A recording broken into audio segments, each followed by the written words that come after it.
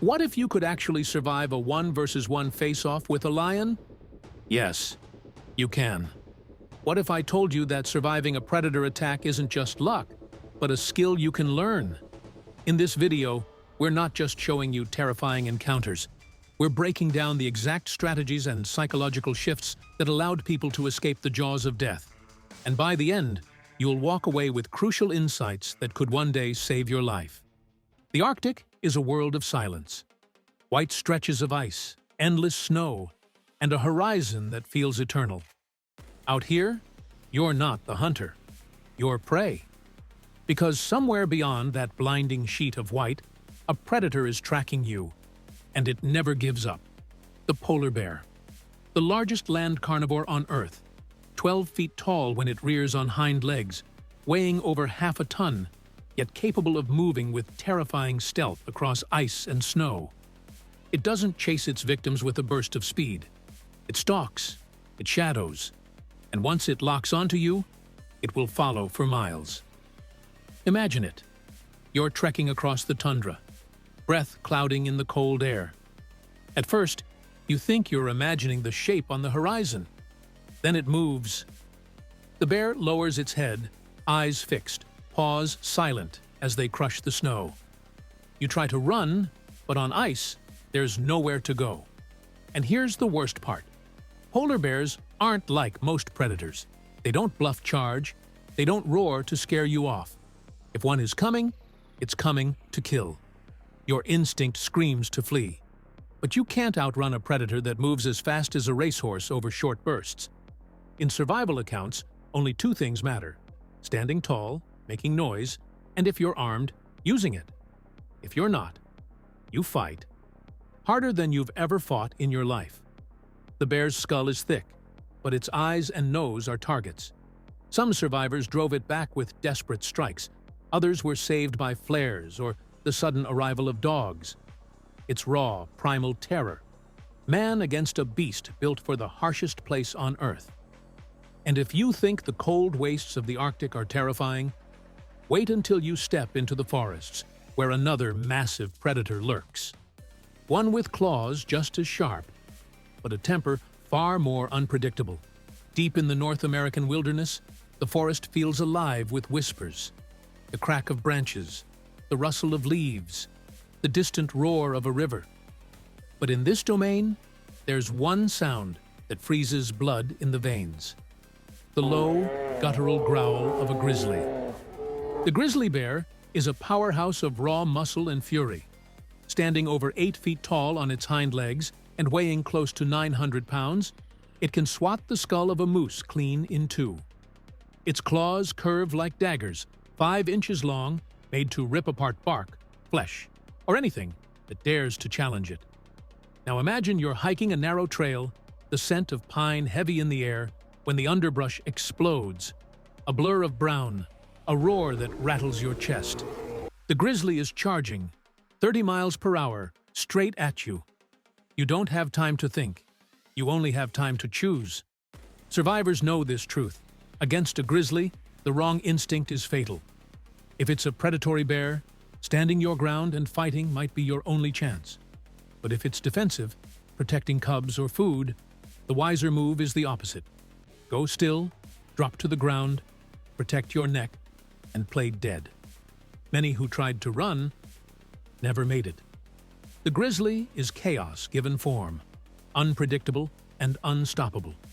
To live through its wrath requires not just instinct, but the ability to master your fear in the split second between life and death. And while the grizzly may rule the forests of North America, far away in the depths of the ocean, another predator stalks its prey, silent, unseen, and far deadlier than even a bear's charge. Beneath the ocean's surface, silence feels endless, but it's a silence that deceives. Out in the blue void, where sunlight fades into darkness, a shadow is circling. You can't hear it, you can't see it, but it's there, closing in with every silent sweep of its tail. The great white shark. Over 20 feet of streamlined muscle, armed with rows of serrated teeth designed to saw through flesh and bone. It doesn't hunt with noise or chaos. It hunts with patience, calculation, and devastating speed. Now imagine you're floating just offshore, saltwater stinging your lips when the water beneath you suddenly shifts. A fin slices the surface, and then it's gone. The ocean around you feels endless, but now every second feels borrowed. Because when a great white circles, it's studying you, testing if you're prey. Some survivors recall the strike as a sudden explosion, the shark surging from the depths like a torpedo, jaws wide, hitting with such force it feels like being struck by a truck. Teeth sink in, and then the thrashing begins. The instinct is to panic, to fight wildly. But those who lived know the key is precision. Aim for the eyes, aim for the gills. Force the shark to see you not as prey, but as a threat. Even then, survival is never guaranteed. The ocean is its world, and in its world, you are fragile. Yet some fought back, blood clouding the water as they kicked, punched, clawed, and somehow the shark let go.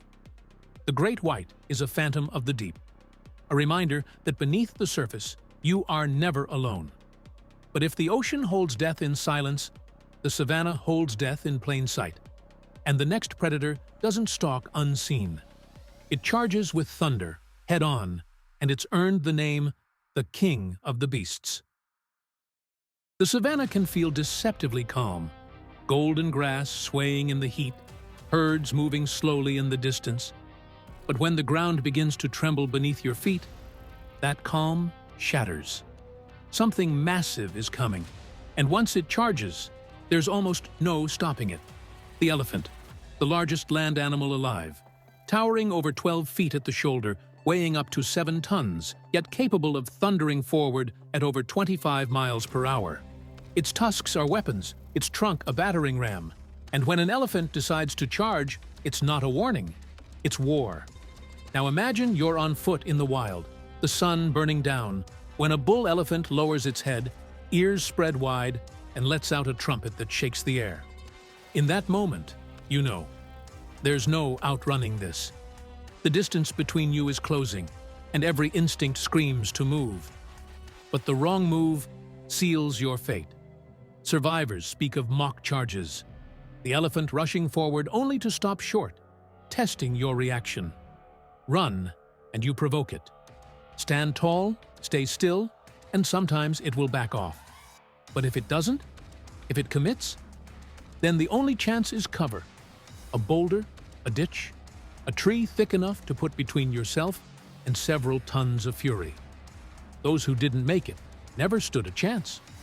Bones crushed, bodies trampled, life ended in seconds beneath a force of nature that has no equal on land. And yet, for all its power, the elephant isn't the most notorious killer of the savanna.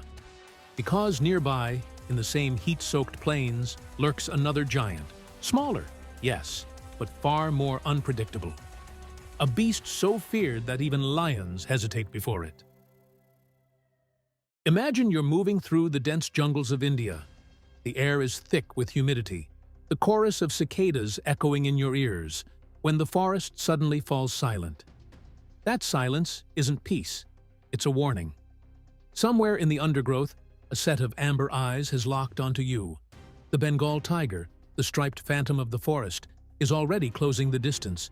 You won't hear its padded paws. You won't smell its musk until it's too late. When a tiger decides to strike, it does so with terrifying precision. Tigers are the largest of all big cats, weighing up to 660 pounds and stretching over 10 feet from nose to tail. But it isn't their size alone that makes them deadly. It's their method. Unlike lions that often hunt in groups, the tiger is a solitary assassin. It stalks with patience, blending into the shadows of tall grasses or dense foliage, waiting for the exact moment when prey, or even an unsuspecting human, lets their guard down. Then, in a blur of orange and black, it launches with enough power to knock a grown man off his feet. Its bite force reaches nearly 1,200 pounds per square inch, strong enough to crush bone, and its fangs sink deep into the throat of its victim, cutting off air in seconds. What's even more chilling is the psychological weight of facing a tiger. In some parts of India and Bangladesh, Tigers have been known to develop a taste for humans, turning entire villages into ghost towns after repeated attacks. The Sundarbans mangrove forests in particular are infamous for man-eating tigers that strike fishermen from their boats, dragging them silently into the tide. There is no negotiating with the tiger, no outrunning it, no overpowering it. The only thing standing between survival and death is awareness. And even then, the tiger's stealth almost always wins. When you step into tiger country, you're no longer the dominant predator. You're prey. Imagine you're walking across the golden savanna at dusk, the tall grass swaying in the warm wind. The sun is dipping low, painting the horizon in fire. But then you hear it, a low rumble that seems to come from the earth itself. A lion's roar. It's not just sound, it's a shockwave that rattles your chest and freezes your blood. That roar can carry for 5 miles, and when you hear it close, you know you've stepped into a kingdom where you are not welcome. The lion may be called the king of the jungle, but here in the open plains, it rules with a lethal mix of brute strength and calculated teamwork. A male lion can weigh over 400 pounds, armed with jaws that clamp down with 650 pounds per square inch of force, and paws tipped with claws sharp enough to rip through hide. Unlike tigers, lions don't always hunt alone. Lionesses work together to circle and cut off escape routes, striking with flawless precision. But the male, with his imposing mane, is often the one that delivers the crushing finish. What makes lions so terrifying isn't just their power, but their unpredictability. In some regions, lions have been known to attack humans unprovoked, seeing them not as a threat, but as an easy meal. The infamous man-eaters of Tsavo in Kenya, 2 male lions without manes, terrorized railway workers in the late 1800s, killing dozens of men and dragging them from their tents at night. Those lions weren't hunting out of hunger alone. They hunted humans as prey. If you ever find yourself face to face with a lion, your instincts will scream at you to run. But running is the last thing you should do. To a lion, fleeing only confirms your prey. The terrifying reality is this: sometimes the only chance at survival is to hold your ground. Make yourself look larger, and hope the lion hesitates. But if it charges, few creatures on Earth can withstand the fury of a lion's assault. Imagine you're on foot in the African bush, the air heavy with heat and silence. You feel eyes on you, but not from a predator in the grass. Instead, it's from a hulking shadow with horns that curve like a deadly crescent moon.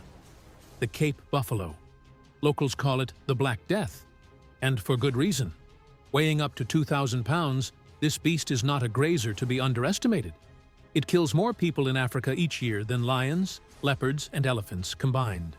With a reputation for ambush and revenge, it has earned its place as one of the most feared animals on the continent.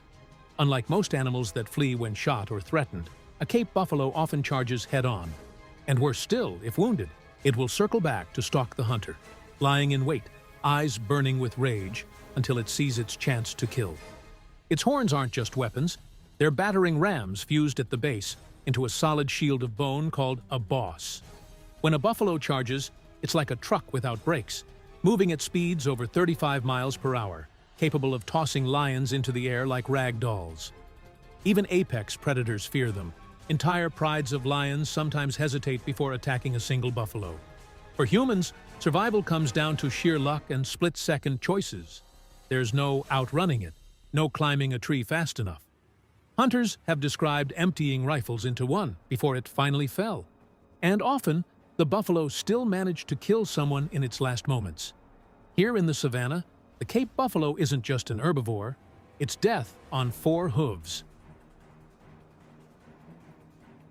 Imagine you're trekking through thick undergrowth, the jungle buzzing with life, when suddenly the sound changes. The birds go silent, and the grass at your feet shifts in a way that makes your stomach drop.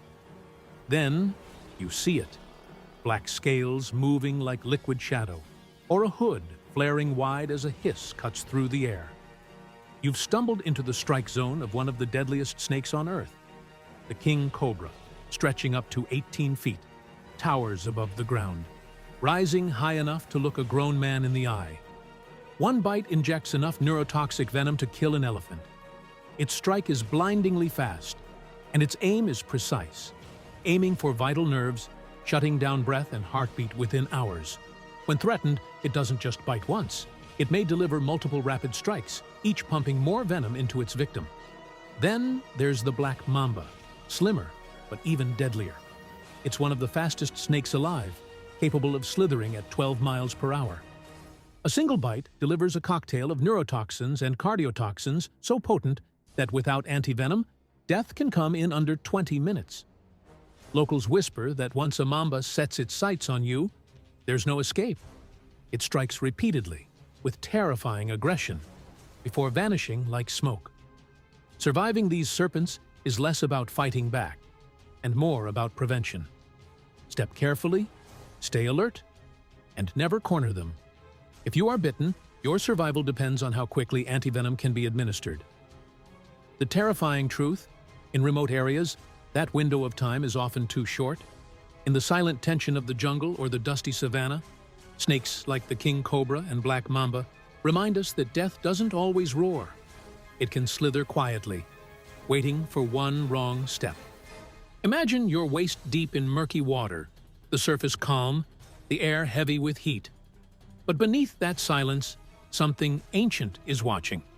Then, without warning, the water explodes. A massive shape erupts, jaws wide, teeth glinting like daggers. You've just met the saltwater crocodile, the largest reptile on Earth, and one of its most ruthless killers. These living dinosaurs can grow over 20 feet long and weigh more than a ton, with jaws that slam shut at 3,700 pounds of force, the most powerful bite ever recorded in the animal kingdom.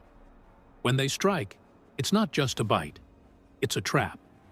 The crocodile clamps down and then unleashes its signature move, the death roll, a violent spin that tears flesh, breaks bones, and drags prey under until the world goes black.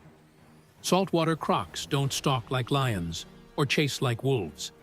They wait, hours, sometimes days, lying still as stone, eyes and nostrils just above the waterline. You'll never know they're there until it's too late. And when they strike, even boats have been cap-pounds per square inched, their human passengers dragged into the depths. Survival against a saltwater crocodile is almost impossible once it locks on. The best chance is prevention, staying out of waters they inhabit, avoiding riverbanks at dawn and dusk when they hunt. But if caught in a death roll, the only sliver of hope is to fight for the sensitive spots, the eyes, the nostrils, and pray it loosens its grip. In the rivers of Australia, the mangroves of Southeast Asia, and the estuaries of India, the saltwater crocodile reigns supreme. It doesn't just kill, it annihilates. Imagine you're gliding quietly across an African river at sunset, the water shimmering gold. It feels peaceful, until the surface breaks. 2 small ears, 2 beady eyes, and then an eruption of fury. A hippopotamus charging straight at you from beneath the water like a torpedo of muscle and rage. The hippo doesn't look like a killer at first glance. It's round, bulky, almost comical. But this is Africa's most deceptive death machine. Weighing up to 4,000 pounds, it can outrun a human on land at 20 miles per hour, and in water, it's even deadlier. Hippos kill more people every year than lions, elephants, and crocodiles combined. Some estimates say 500 to 3,000 deaths annually. Its mouth opens to nearly 180 degrees, armed with tusk-like canines over 20 inches long, capable of slicing a man in half with a single bite. Its jaws crush with over 2,000 pounds per square inch of force, strong enough to snap a canoe like dry wood. And unlike predators that kill for food, hippos kill out of pure territorial aggression. Step too close to their patch of river, and you're marked for death. What makes them truly terrifying is their unpredictability. They attack without warning, often surfacing beneath boats and flipping them over before dragging victims under. Survivors describe the experience as being hit by a speeding car, then mauled by a chainsaw. In shallow water, there's no escape. The hippo moves with shocking speed, vanishing and reappearing in seconds, striking with relentless fury. There's no fighting back against a hippo, no playing dead. The only hope of survival is staying out of their territory entirely.